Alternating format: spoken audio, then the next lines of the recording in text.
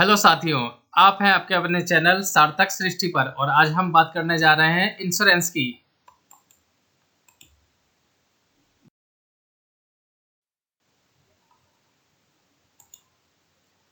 Insurance कई प्रकार के हो सकते हैं, जैसे कि किसी भी व्यक्ति के जीवन के ऊपर लाइफ इंश्योरेंस कहलाता है। अगर वो अपने जो प्रीमियम वो जमा करता है उसको बाद में रिटर्न मिल जाती है तो वो लाइफ इंश्योरेंस की कैटेगरी में आता है।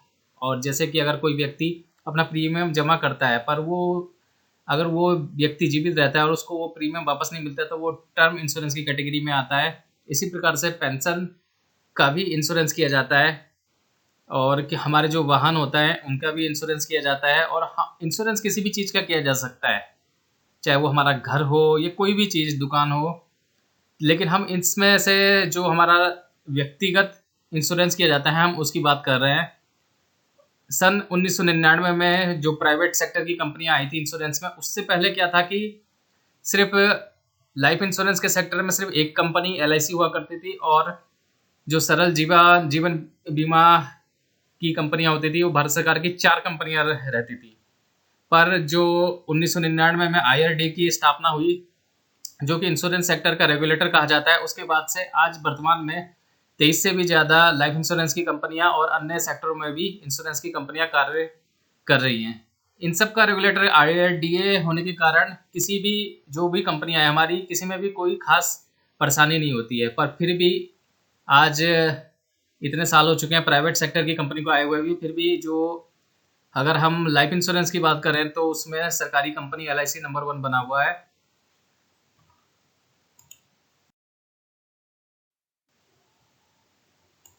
तो अब हम बात करते हैं लाइफ इंश्योरेंस की। तो लाइफ इंश्योरेंस चाहे सरकारी सेक्टर की कंपनियां करें या प्राइवेट सेक्टर की, इन दोनों में ही कोई खास नहीं है। सबने अपने अपने जो प्लान है ये 5 या इस लगभग लगभग इसी कैटेगरी में अपने लॉन्च कर रखे हैं। जैसे कि किसी भी कंपनी ने एंडोमेंट प्लान लॉन्च लॉन्च कराया तो उसमें क्या होता है कि आपको एक निश्चित अवधि तक अपना प्रीमियम जमा करना पड़ता है। और जैसे कि ये जो निश्चित अवधि ये काफ़ी लंबी होती है, 10 साल से लेकर ये 25 या 35 साल तक भी हो सकती है। इसमें आपको हर महीने या साल में एक बार अपना एक निर्धारित धनराशि जमा करनी पड़ती है और जो भी आपने टाइम फ्रेम रखा होगा अपनी ज़रूरत के हिसाब से, तो उस समय आपको अपनी पूरी मैच्योरिटी अमाउंट जितना भी आपका बेनिफिट होता है उसके साथ मिल जाती है। इस एंडोमेंट पॉलिसी का जो यूज़ है सामान्य तौर पर बड़े गोल की प्राप्ति के लिए किया जाता है, जैसे कि बच्चों की शादी या फिर हायर एजुकेशन या कोई बहुत ही बड़ा गोल है तो उसके लिए एंडोमेंट प्लान सामान्य तौर पर नागरिकों द्वारा लिए जाते हैं। इसके बाद आता है एक वोल लाइफ। इसका मतलब होता है कि आप एक निश्चित अवधि तक आप अपना प्रीमियम जमा करते हैं और उसके बाद से आपको रिटर्न लगातार मिलने लगता है। तो ये वोल लाइफ का मतलब हो गया आपका पूरे जीवन भर रिटर्न मिलेगा। मान लीजिए कि आपने 15 या 20 साल तक अपनी कुछ धीरे धीरे करके जमा किए पैसे और उसके बाद से आपको एक निश्चित रकम आपको मिलने लगेगी पूरी जीवन भर। तो वो वोल लाइफ के प्लान होते हैं जो कि विभिन्न प्रकार की कंपनियों ने अपने लॉन्च कर रखे होते हैं। इसके बाद आता है एक मनी बैक का ऑप्शन।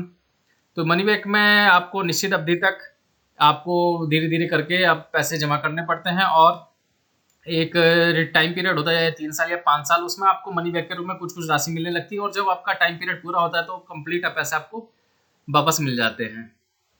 तो ये सारी जो भी लाइफ इंश्योरेंस का मतलब ये है, ये लंबे समय की अवधि के लिए लिए जाते हैं। इसी में एक कैटेगरी आती है यूलिप की। यूलिप थोड़ा सा रिस्की वाला कहलाता है। यूलिप का मतलब होता है यूनिट लिंक्ड स्कीम होती है। इसमें क्या होता है कि आपका इंश्योरेंस तो रहेगा ही रहेगा और इसमें आपकी जो धनराशि है उसको सेफ इन्वेस्टमेंट ना करके इसको म्यूचुअल फंड में अधिकतम राशि को इन्वेस्ट किया जाता है कंपनियों द्वारा। तो इसको यूलिप प्लान कहते हैं। इसमें आप अगर रिस्क लेने की क्षमता रखते हैं तो आप इसमें क्या कर सकते हैं कि अपना अधिकतर पोर्शन म्यूचुअल फंड में डाल के और अधिक रिटर्न प्राप्त कर सकते हैं। और इसके बाद आता है एक सिंगल प्रीमियम टाइप का इंश्योरेंस, जिसमें क्या होता है सिर्फ आप एक बार अगर आपने पैसे जमा कर दिए और 15-20 साल या जितने भी टाइम के लिए, उसके बाद ये फिक्स्ड डिपॉजिट की तरीके से काम करता है। अब जो लाइफ इंश्योरेंस है ये इसलिए पॉपुलर है इंडिया में क्योंकि इसमें क्या होता है आपको इनकम टैक्स में हर प्रकार से छूट मिल जाती है। आपने जो भी पैसे आप अपने इंश्योरेंस प्लान में जमा करते हैं वो 80 सी के अंतर्गत 1.5 लाख की लिमिट तक बिल्कुल टैक्स फ्री होते हैं। और इसके बाद भी जो मैच्योरिटी आपको मिलने वाली है जब भी मिलेगी, तो वो सेक्शन 10(10)D के अंतर्गत बिल्कुल कंप्लीट टैक्स फ्री होती है। इसीलिए इंडिया में जो लाइफ इंश्योरेंस के प्रोडक्ट होते हैं इनका प्रचलन काफ़ी ज़्यादा है और निकट भविष्य में भी ये काफ़ी हाई तेजी से ही बढ़ने की संभावना है। सरकार का भी उद्देश्य है कि हर व्यक्ति अपना लाइफ इंश्योरेंस करे। इससे क्या है कि इसमें आप बीच में जो भी कोई राशि पूर्ण रूप से निकाल नहीं सकते हैं, इसलिए जो आपके जमा पैसे होते हैं वो हमेशा बने रहते हैं। मान लीजिए कि आपने एंडोमेंट कोई प्लान ले लिया, तो आपकी जो भी अवधि, आपने अगर 20 साल की अवधि ली है तो आपको 20 साल तक धीरे धीरे करके पैसे जमा करना है। आप बीच में से निकालने का ऑप्शन ना के बराबर, अगर आप बीच में निकालते हैं तो आपको उतनी रकम भी नहीं मिल पाती जितनी कि आप जमा करते हैं। इसलिए इसमें जो पैसा आप जमा करते हैं वो एक सिक्योर रहता है और आपको 20 साल के बाद एक मैच्योरिटी, एक ठीक ठाक अमाउंट मिलती है, जिससे कि आप अपने लॉन्ग टर्म के जो बड़े गोल आपने बनाए होते हैं उसकी पूर्ति आराम से हो जाती है। इसीलिए भारत में जो लाइफ इंश्योरेंस के प्रोडक्ट हैं काफ़ी ज़्यादा चलते हैं।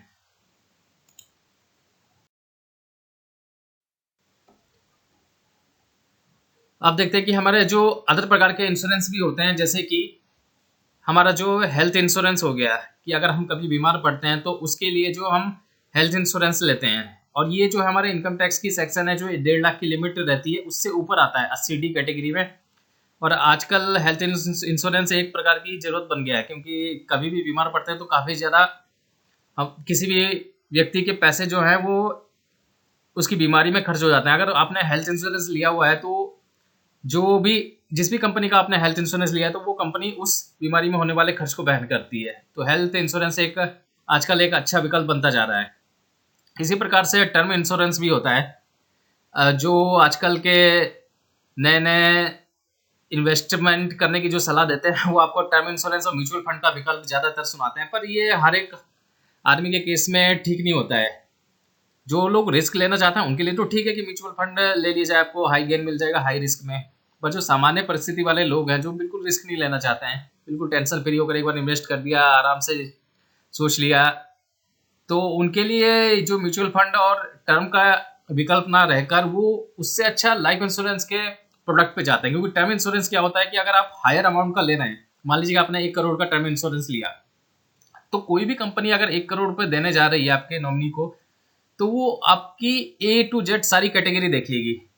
और बहुत ही कम, अगर आपका सिर्फ एक्सीडेंट वाले केस है उसमें तो ठीक है, लेकिन अगर बाकी आप किसी भी बीमारी से होता है तो उसमें पूरी जांच पड़क करके बहुत ही कम केसेस को, अब जो बड़ी अमाउंट का है उसमें। और आपको ये भी बात पता होनी चाहिए कि जो शुरू के 3 साल होते हैं किसी भी इंश्योरेंस सेक्टर में, अगर आपने कोई भी पॉलिसी ली, अगर आपके शुरू के 3 साल में बहुत ही क्रिटिकल होता है, अगर उस समय कुछ हो जाता है तो आपकी पूरी बैकग्राउंड हिस्ट्री देखी जाती है कि आपने कौन सी, किसी को कोई बीमारी तो नहीं थी, इसलिए उसकी मिलने की संभावना काफ़ी कम हो जाती है। इसलिए इंडिया में जो टर्म इंश्योरेंस है इसका कल्चर उतना ज़्यादा नहीं है। लाइफ इंश्योरेंस में क्या है कि अमाउंट उतनी ज़्यादा करोड़ों में नहीं होती है, इसलिए उसे आसानी से कोई भी कंपनी आराम से बेयर कर लेती है। लेकिन टर्म इंश्योरेंस को लेते समय बहुत ही सावधानी, आपको जिस भी कंपनी से लें उसकी टर्म एंड कंडीशन को एक बार पूरा ध्यान से पढ़ लें, ताकि आपके जाने के बाद आपको, क्योंकि इस टर्म इंश्योरेंस में क्या है कि आपने एक बार जो धनराशि दे दी आपको तो मिलनी नहीं है, और अगर आपके नॉमिनी को मिलनी है तो उसके लिए वो आराम से मिल जाए। इसलिए आप उसकी पूरी टर्म एंड कंडीशन पढ़ें और तभी उसके बाद इंश्योरेंस इस टर्म प्लान में आप इन्वेस्ट करें। इसके बाद आता है आपका पेंशन इंश्योरेंस। आजकल जो भी पेंशन प्लान दिए जाते हैं वो अधिकतर इंश्योरेंस कंपनी द्वारा दिए जाते हैं। तो इसमें क्या होता है कि आपने जो भी एक बार धनराशि दे दी पेंशन के रूप में, आपको वो पेंशन के रूप में तो मिलती रहेगी, पर उसका इंश्योरेंस अगर आप क्योंकि इंश्योरेंस कंपनी से ही लेंगे पेंशन प्लान, तो आपके लिए बेनिफिट रहेगा। पेंशन प्लान अब क्या है कि सरकार ने जो सरकारी कर्मचारी थे उनकी भी जो पेंशन बंद करके अब जो नई पेंशन योजना के थ्रू जो पेंशन दी जाती है वो भी कोई भी इंश्योरेंस कंपनी ही होती है जो कि उनको पेंशन देती है। तो ये आपके ऊपर निर्भर करता है, या फिर आप इससे पहले भी ले सकते हैं। अपना कोई पेंशन प्लान ले लिया आपने इंश्योरेंस कंपनी से, तो आपका इंश्योरेंस भी हो गया और पेंशन भी मिलती रहेगी। ये सब कुछ आपके अपने ज़रूरत के हिसाब से निर्भर करता है। तो जो भी जैसे टर्म में इंश्योरेंस लिया तो ये 80C कैटेगरी में जाता है। और जो अगर आप पेंशन लेते हैं तो पेंशन प्लान लेते हैं तो आपको ये बात पता होनी चाहिए कि जो पेंशन आपको मिलेगी हर महीने वो उस पर टैक्स लगेगा आपको, वो आपकी एक प्रकार से इनकम का हिस्सा मानी जाती है। संपूर्ण जानकारी इंश्योरेंस से संबंधित। थैंक्स फॉर वॉचिंग सार्थक सृष्टि, ज्ञान बदलते भारत का।